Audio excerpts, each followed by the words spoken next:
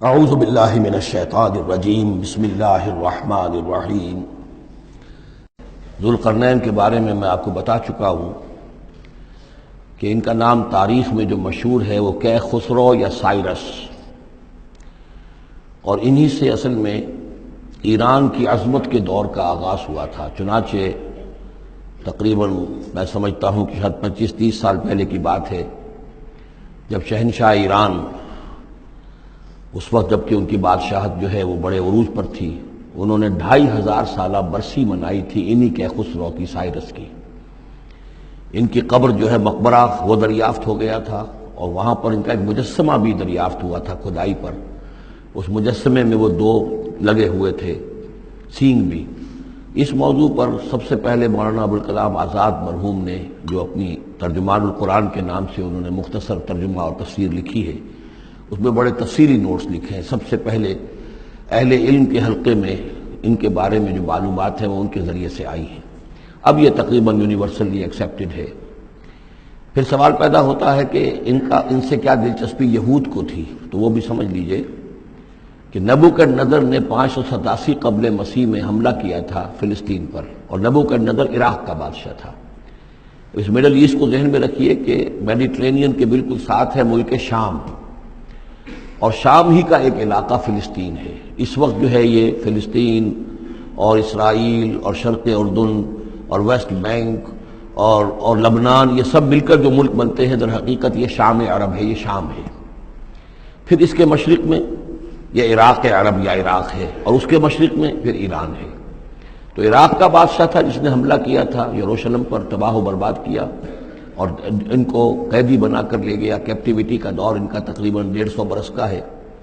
لیکن اس عرصے میں ایران میں یہ شخصیت ابھری، کیخسرو کی یا سائرس کی۔ اس نے پھر فتوحات کا دائرہ شروع کیا، تو سب سے پہلے عراق کو فتح کیا، بیبیلونیا کو، اور یہاں پر جو یہ اسیر تھے یہودی، ان کو اجازت دے دی کہ تم واپس جاؤ، اپنا یروشلم آزاد کرو، اپنے جا کر آباد کر لو دوبارہ۔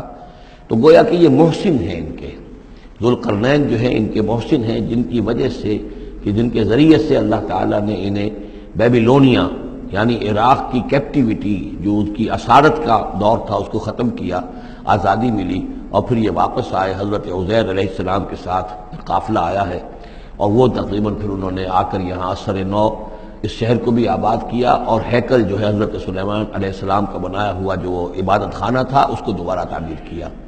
اس اعتبار سے ذوالقرنین جو ہے وہ ان کی تاریخ میں ایک معروف شخصیت ہے۔ تاریخ سے معلوم ہوتا ہے کہ انہوں نے پھر ایران کی پہلی حکومت کو کنسولیڈیٹ کر کے پارس اور مادہ کو ملا کر ایک سلطنت ایران بنائی۔ پھر ان کی فتوحات کے 3 دائرے ہیں۔ مغرب کی طرف میڈیٹرینین تک پورا علاقہ فتح کر لیا۔ مشرق میں پھر یہ ہمارا جو مکران تک کا علاقہ ہے، یہ سارا کا سارا علاقہ ایران کے ساتھ ہی ملتا ہوا ہے، بلوچستان، مکران، یہ پورا علاقہ انہیں فتح کیا۔ ایک مہم ان کی شمال کی طرف گئی، بحیرہ کیسپین جو ہے، اور ادھر سے جو وہ بلیک سی ہے، بحیرہ اسود، ان دونوں کے درمیان جو پہاڑی سلسلے ہیں، یہ شمال کی طرف جو ہے تیسری مہم گئی۔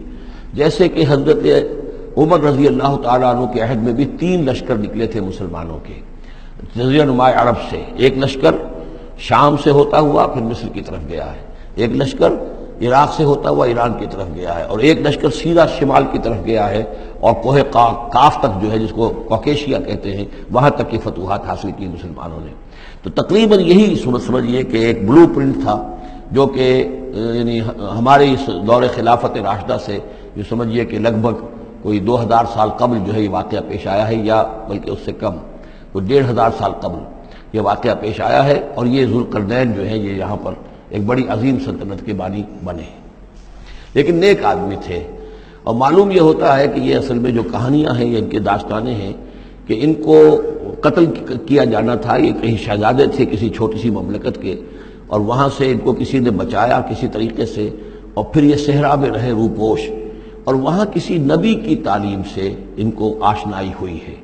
ہو سکتا ہے کوئی اسرائیلی نبی ہی کی تعلیم ہو، یہ بھی ہو سکتا ہے کہ زرتشت جو ہیں وہ بھی کوئی اللہ کے نبی ہوں اور ان کی تعلیم ان تک پہنچی ہو، لیکن خود ان کا کردار جو قرآن پیش کر رہا ہے وہ بہت ایک نیک، مومن، صالح، ایک بندہ مومن، اس کا کردار ہے۔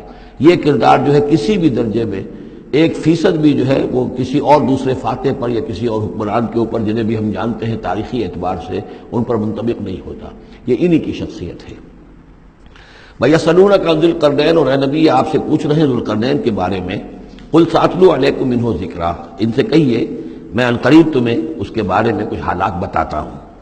اِنَّا مَكَّنَّا لَهُ فِي الْأَرْضِ، ہم نے اسے زمین میں بڑا تمکن عطا کیا تھا، غلبہ عطا کیا تھا. وَآتَيْنَاهُ مِن كُلِّ شَيْءٍ سَبَبًا، اور ہم نے اسے ہر طرح کا ساز و سامان، وسائل و ذرائع، تمام اسباب جو ہیں فراہم کر دیے تھے. فَأَتْبَعَ سَبَبًا، تو انہوں نے پھر ایک مہم تیار کی، یعنی ایک فتوحات کا دائرہ مغرب کی طرف. حتی اذا بلغ مغرب الشمس، یہاں تک کہ جب وہ سورج کے غروب ہونے کی جگہ تک پہنچ گئے. اب یہ پرانے زمانے میں ظاہر بات ہے کہ پورا اس سے زیادہ نقشہ تو لوگوں کو معلوم بھی نہیں تھا. جب میڈیٹرینین کے ساحل پر پہنچ گئے تو معلوم ہوا آگے تو سمندر ہے، اور سمندر میں پھر آدمی کو محسوس ہوتا ہے سورج ڈوبتا ہوا. اگر آپ ساحل سمندر پر کھڑے ہو کر دیکھیں تو معلوم ہوتا ہے سمندر میں سورج ڈوب رہا ہے. تو یہ گویا کہ مغرب الشمس بن گیا ان کے لیے، وہ یہ سورج کے ڈوبنے کی جگہ. حتی اذا بلغ مغرب الشمس، جب وہ پہنچ گئے سورج کے غروب ہونے کی جگہ. وجدها تغرب في عین حمیۃ، تو انہوں نے دیکھا اسے ڈوبتے ہوئے، وہ ڈوب رہا ہے ایک بڑے گدلے سے سمندر کے اندر. وہ جو وہاں کا سمندر ہے بڑا گدلا سا ہے، یہ ایجین سی وغیرہ جو کہلاتے ہیں یہ بہت گدلے سے پانی کے ہیں. ووجد عندها قوما، اور وہاں انہوں نے ایک قوم کو پایا مراد یہ کہ اس قوم پر انہیں فتح ہوئی، جنگ ہوئی، انہوں نے ان کو شکست دی، اور وہ قوم گویا کہ اب ان کے رحم و کرم پر ان کی گویا کہ وہ محکوم ہو گئی. قلنا یا ذوالقرنین، ہم نے کہا ذوالقرنین سے. اب یا تو یہ کہ یہ شاید نبی ہو، واللہ عالم، تو اللہ تعالیٰ کا اس طریقے سے براہ راست ان کو وحی کرنا. لیکن غیر نبی کو بھی اللہ تعالیٰ الہام کے ذریعے سے، جیسا کہ ہم نے دیکھا کہ وہ تو شہد کی مکھی کو بھی لفظ وحی آیا ہے.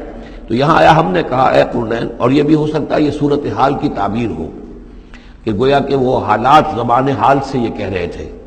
قلنا یا ذوالقرنین اما ان تعذب و اما ان تتخذ فیہم حسنا، کہ یا اے ذوالقرنین تمہیں اب پورا اختیار ہے، چاہو تو یہ جو مفتوح قوم ہے تمہاری اسے تم سزا دو، عذاب دو، ستاؤ انہیں، یا یہ کہ تم ان کے اندر اچھی روش اختیار کرو، ان کے ساتھ حسن سلوک کرو. قال، انہوں نے کہا اما من ظلم، جو کوئی ظالم ہے، بے انصاف ہے، ہو سکتا ہے اس سے مراد کفر اور شرک بھی ہو. فسوف نعذبہ ثم یرد الی ربہ فیعذبہ عذابا نکرا، تو اسے تو ہم عذاب دیں گے، سزا دیں گے، اور پھر وہ لوٹایا جائے گا اپنے رب کی طرف، پھر اس کا رب اس کو عذاب دے گا جو اصل عذاب ہے، برا عذاب، سخت عذاب. واما من آمن وعمل صالحا، اور جو لوگ ایمان لائیں گے اور یقین کریں گے حقائق پر، اللہ کو مانیں گے، وعمل صالحا، اور نیک عمل کریں گے، فلہ جزاء الحسنی، تو اس کو ہم اچھا بدلہ بھی دیں گے. وسنقول لہ من امرنا یسرا، اور اس سے ہم اپنے معاملے میں بھی نرم بات کریں گے. یعنی یہ کہ ان سے ٹیکس اگر لینے ہیں تو نرمی کے ساتھ لیں گے، جو مفتوحہ ممالک کے ساتھ معاملہ ہوتا ہے تو ہم ان کے ساتھ نرمی کا سلوک کریں گے جو ایمان لے آئیں گے. ثم اتبع سبابا، مغرب کی طرف سے فارغ ہو کر پھر اب یہ مشرق کی طرف گئے. پھر انہوں نے ایک اور مہم کا بندوبست کیا. حتی اذا بلغ مطلع الشمس، یہاں تک کہ جب وہ سورج کے طلوع ہونے کی جگہ تک پہنچ گئے. اب یہ جہاں تک تاریخی طور پر ثابت ہے وہ صرف مکران کے علاقے تک اتنی دور تک آئے ہیں، واللہ عالم. ہو سکتا ہے کہ مکران کے ساحل پر کھڑے ہو کر بھی انہیں محسوس ہوا ہو کہ مطلب یہ سورج جو ہے غروب ہو رہا ہے یا طلوع ہو رہا ہے وہاں سے. مطلع الشمس، تو وہاں جب پہنچے وجدہا تطلع علی قوم لم نجعل لہم من دونہا سترا، تو انہوں نے پایا اس کو کہ وہ طلوع ہوتا ہے ایک ایسی قوم پر کہ جس کے لیے ہم نے آفتاب سے کوئی اوٹ نہیں رکھی ہے. یعنی یہاں کے جو قبائل تھے، گیڈروسیا وغیرہ یہ کہلاتا تھا اس زمانے کے اندر، یہ وحشی قبائل تھے، ان کو ابھی چھت بنانے کا فن نہیں آیا تھا. یعنی گھر جو ہوتے تھے وہ صرف دیواریں کھڑی ہوتی تھیں، کہ جو خالی پلاٹ ہے زمین کا اس میں یہ دیوار کھڑی ہے، یہ میرا گھر ہے، یہ تمہارا گھر ہے، لیکن گھر میں چھت وغیرہ کا بھی کوئی تصور ان کے ہاں نہیں تھا. ظاہر بات ہے کہ چھت ڈالنا جو ہے یہ تو ایک تمدن کے ارتقاء کے دور کی علامت ہے. تو وہ بغیر کسی سورج کے سائے کے وہ اپنی زندگی گزارتے تھے. کذالک، ایسا ہی ہوا وہاں بھی، یعنی جو پہلے ہوا تھا کہ یہاں بھی معاملہ وہی ہوا کہ اللہ تعالیٰ نے اختیار مطلق انہیں دیا، فتح دی.